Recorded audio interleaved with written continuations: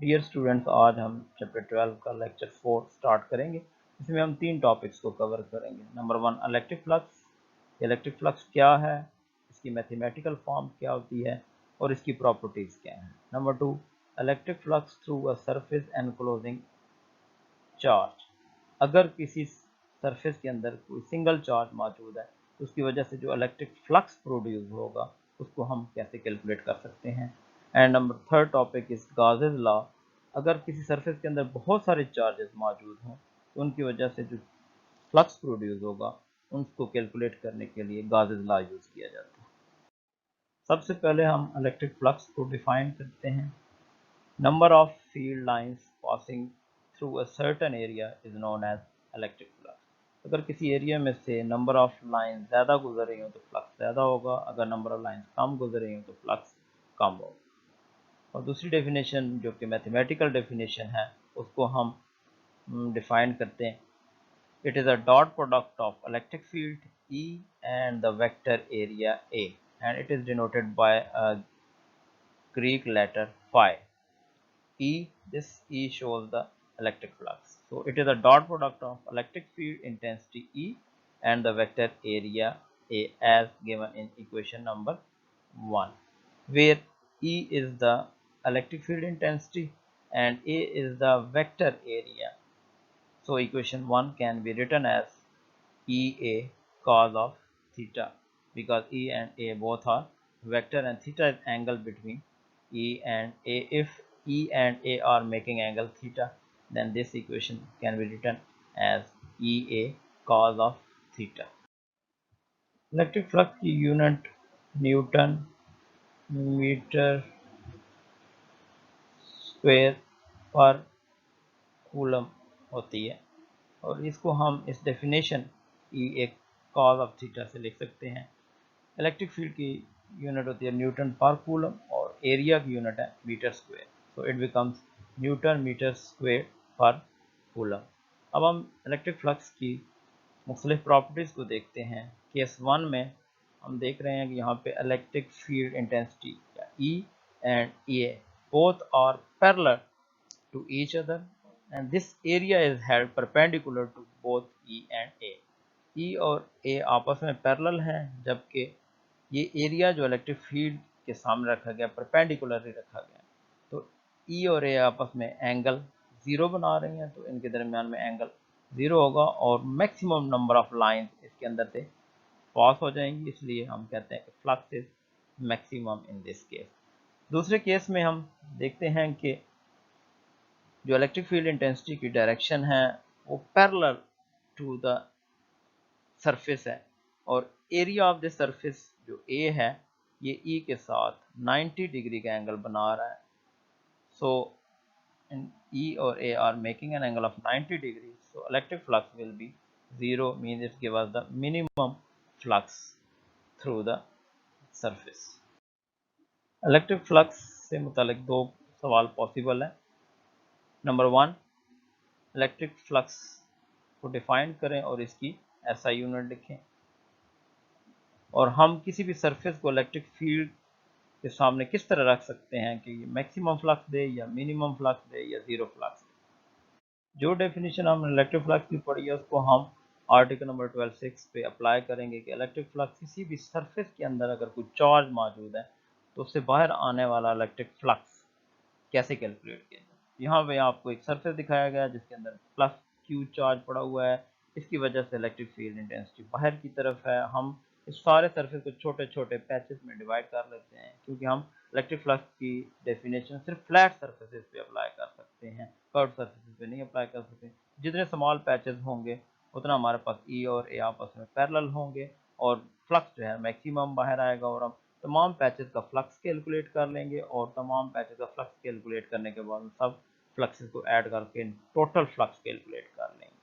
तो सबसे पहले बहुत सारे एरियाज जो डिवाइड किए हैं वो A1, 2, 3 ये अप टू AN होंगे। इसी तरह जो इलेक्ट्रिक फील्ड होंगे E1, E2 और अप टू EN तक जाएंगे। इनकी वजह से जो फ्लक्स प्रोड्यूस होगा टोटल फ्लक्स फर्स्ट सरफेस की वजह से E1 डेल्टा A1, सेकंड की वजह से E2 delta A2 and up to EN delta AN तक जाएगा।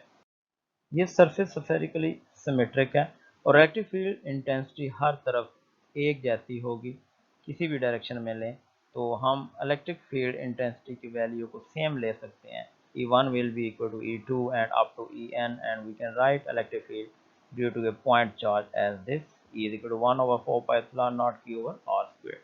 Using this value in the equation 1, we get the total flux coming out of this: E1 delta A1 up to En delta An.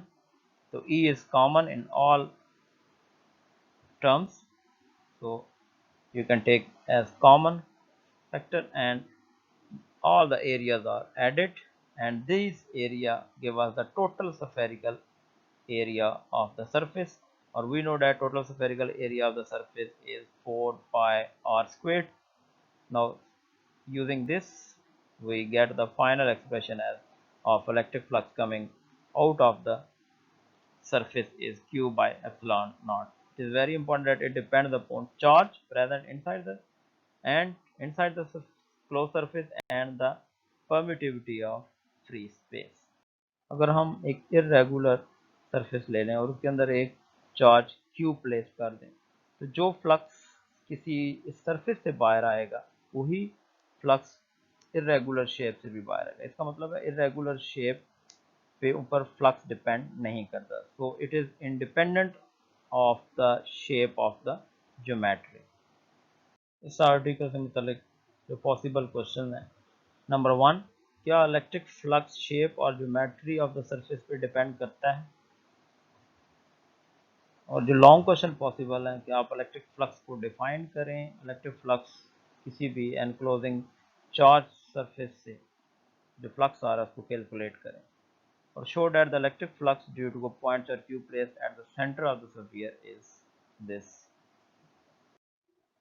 अगर किसी surface के अंदर एक से ज़्यादा charges मौजूद हों तो हर चार्ज इलेक्ट्रिक फ्लक्स को प्रोड्यूस करेगा, और तमाम इलेक्ट्रिक फ्लक्सेस को हम ऐड करके नेट फ्लक्स जो इस सरफेस के अंदर से बाहर आ रहा है इसको हम कैलकुलेट कर सकते हैं.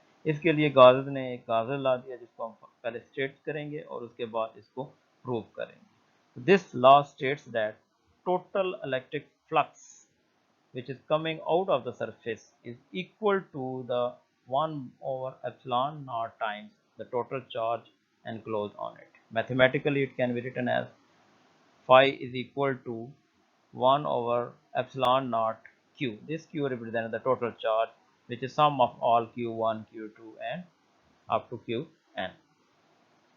Now to explain this, consider the surface as shown in the figure. It consists of a large number of charges q1, q2, q3 up to qn as shown in the figure.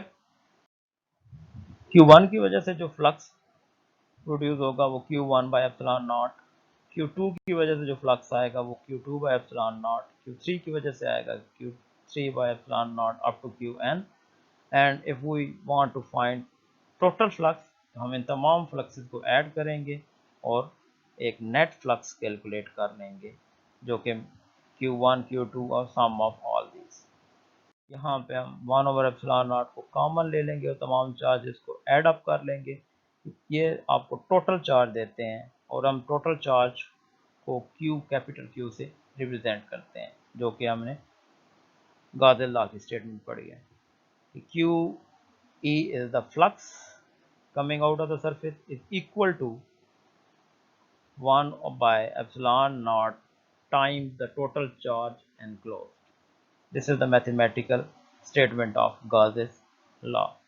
और ये Gauss law जहाँ बहुत सारे charges किसी भी surface के अंदर मौजूद हैं और उनकी वजह से फ्लक्स कैलकुलेट करना है तो हम ये हमें हेल्प करें.